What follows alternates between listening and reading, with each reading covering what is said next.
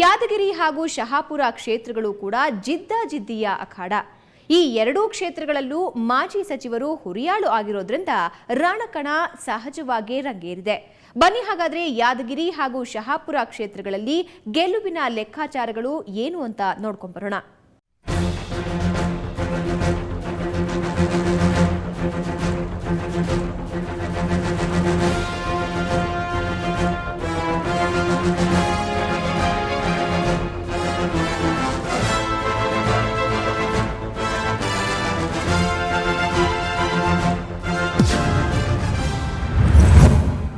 ಯಾದಗಿರಿ ಯಾರಿಗೆ ಗೆಲುವಿನ ಗರಿ? ಯಾದಗಿರಿ ಈ ಬಾರಿ ಸಾಕಷ್ಟು ಗಮನ ಸೆಳೆದಿರುವ ಕ್ಷೇತ್ರ. ಕಳೆದ ಬಾರಿ ಕಾಂಗ್ರೆಸ್ನ ಡಾಕ್ಟರ್ ಎ.ಬಿ. ಮಾಲಕರೆಡ್ಡಿ ಜಯ ಗಳಿಸಿದ್ರು. ಲಿಂಗಾಯತರ ಪ್ರಾಬಲ್ಯವಿರುವ ಈ ಕ್ಷೇತ್ರದಲ್ಲಿ ಕಾಂಗ್ರೆಸ್ನ ಕಡುವೈರಿ ಅಂದ್ರೆ ಮುದ್ನಾಳ್ ಫ್ಯಾಮಿಲಿ. ಈ ಹಿಂದೆ ವಿಶ್ವನಾಥ ರೆಡ್ಡಿ ಮುದ್ನಾಳ 4 ಬಾರಿ ಕಾಂಗ್ರೆಸ್ ವಿರುದ್ಧ ಗೆದ್ದಿದ್ರು. ಈ ಬಾರಿಯೂ ಅಷ್ಟೇ.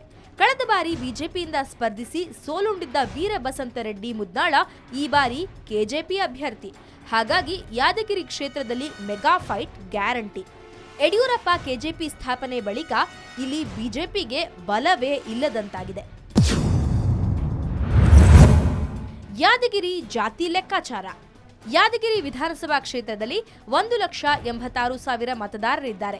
ಈ ಪೈಕಿ 48,000 ಲಿಂಗಾಯತ, 6,000 ಬ್ರಾಹ್ಮಣ, 33,000 ಪರಿಶಿಷ್ಟ ಜಾತಿ, 26,000 ಪರಿಶಿಷ್ಟ ಪಂಗಡ, 24,000 ಕುರುಬರು ಹಾಗೂ 47,000 ಅಲ್ಪಸಂಖ್ಯಾತ ಮತಗಳಿವೆ. ಈ ಬಾರಿ ಕಾಂಗ್ರೆಸ್ ಮತ್ತೊಮ್ಮೆ ತನ್ನ ಭದ್ರಕೋಟೆ ಅನ್ನೋದನ್ನ ಸಾಬೀತುಪಡಿಸಿಕೊಳ್ಳುತ್ತಾ, ಇಲ್ಲವೇ ಕಾಂಗ್ರೆಸ್ ಕೋಟೆ ಛಿದ್ರವಾಗುತ್ತಾ ಅನ್ನೋದು ಸಾಕಷ್ಟು ಗರಿಗೆದರಿದೆ. ಶಹಾಪುರ ಮತ್ತೆ ಗೆಲ್ತಾರಾ ದರ್ಶನಾಪುರ? ಶಹಾಪುರ ಕ್ಷೇತ್ರ ದರ್ಶನಾಪುರ ಹಾಗೂ ಶಿರವಾಳ ಕುಟುಂಬಗಳ ಜಿದ್ದಾಜಿದ್ದಿನ ಕಣ. ಕಳೆದ 35 ವರ್ಷಗಳಿಂದ ವಿಜಯಲಕ್ಷ್ಮಿ ಒಮ್ಮೆ ದರ್ಶನಾಪುರ ಕುಟುಂಬಕ್ಕೆ, ಮತ್ತೊಮ್ಮೆ ಶಿರವಾಳ ಫ್ಯಾಮಿಲಿಗೆ ಒಲಿಯುತ್ತಾ ಬಂದಿದ್ದಾಳೆ. ಕಳೆದ ಬಾರಿ ಶರಣಬಸಪ್ಪ ದರ್ಶನಾಪುರ ಕಾಂಗ್ರೆಸ್ನಿಂದ ಆಯ್ಕೆಯಾಗಿದ್ರು. ಆದರೆ ಶರಣಬಸಪ್ಪಗೆ ಈ ಬಾರಿ ಕೈ ಪಾರ್ಟಿ ಟಿಕೆಟ್ ಕೈತಪ್ಪಿದರೂ ಅಚ್ಚರಿ ಇಲ್ಲ. ಯಾಕೆಂದ್ರೆ ಅಡ್ಡ ಮತದಾನ ಮಾಡಿದ್ದಾರೆ ಅನ್ನೋ ಆರೋಪ ಮುಳುವಾಗುವ ಅಪಾಯವಿದೆ. ಇನ್ನೊಂದೆಡೆ ಕೆಜೆಪಿ ಕೂಡ ಈ ಬಾರಿ ಎಂಟ್ರಿಯಾಗಿದ್ದು ಗುರು ಪಾಟೀಲ್ ಶಿರವಾಳಗೆ ಟಿಕೆಟ್ ನೀಡಿದೆ. ಇಲ್ಲಿ ವಿಜಯಲಕ್ಷ್ಮಿ ಯಾರಿಗೆ ಒಲಿತಾಳೆ ಅನ್ನೋದು ಸದ್ಯಕ್ಕಂತೂ ಸಸ್ಪೆನ್ಸ್. ಶಹಾಪುರ ಜಾತಿ ಲೆಕ್ಕಾಚಾರ. ಶಹಾಪುರ ವಿಧಾನಸಭಾ ಕ್ಷೇತ್ರದಲ್ಲಿ 1,80,000 ಮತದಾರರಿದ್ದಾರೆ.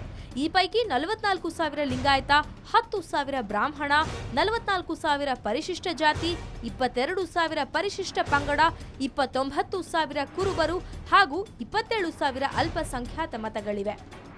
ಶಹಾಪುರದ ಮಂದಿ ಯಾರಿಗೆ ಶರಣು ಅಂತಾರೆ? ಯಾರನ್ನ ಖೆಡ್ಡಾಗೆ ಕೆಡವುತ್ತಾರೋ ಬಲ್ಲವನೇ ಬಲ್ಲ. ಒಟ್ಟಾರೆ ಯಾದಗಿರಿ ಜಿಲ್ಲೆಯ 4 ಕ್ಷೇತ್ರಗಳಲ್ಲಿ ಪಾಲಿಟಿಕ್ಸ್ ಕಾವೇರಿದೆ. ಯಾದಗಿರಿಯಲ್ಲಿ ಯಾರಿಗೆ ಗೆಲುವಿನ ಗರಿ ಅನ್ನೋದು ಮೇ 8ಕ್ಕೆ ಗೊತ್ತಾಗಲಿದೆ. ಯಾದಗಿರಿಯಿಂದ ಕ್ಯಾಮರಾ ಪರ್ಸನ್ ರಫೀಕ್ ಜೊತೆ ಶಶಿಕಾಂತ್ ಕೋರ್ವಾರ್, ಸುವರ್ಣ ನ್ಯೂಸ್.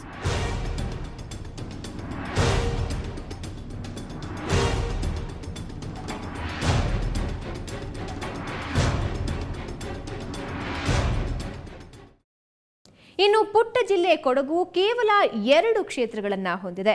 ಅಲ್ಲಿನ ರಾಜಕೀಯ ದರ್ಶನ ಮಾಡಿಸ್ತೀನಿ ಒಂದು ಚಿಕ್ಕ ಬ್ರೇಕ್ ನಂತರ.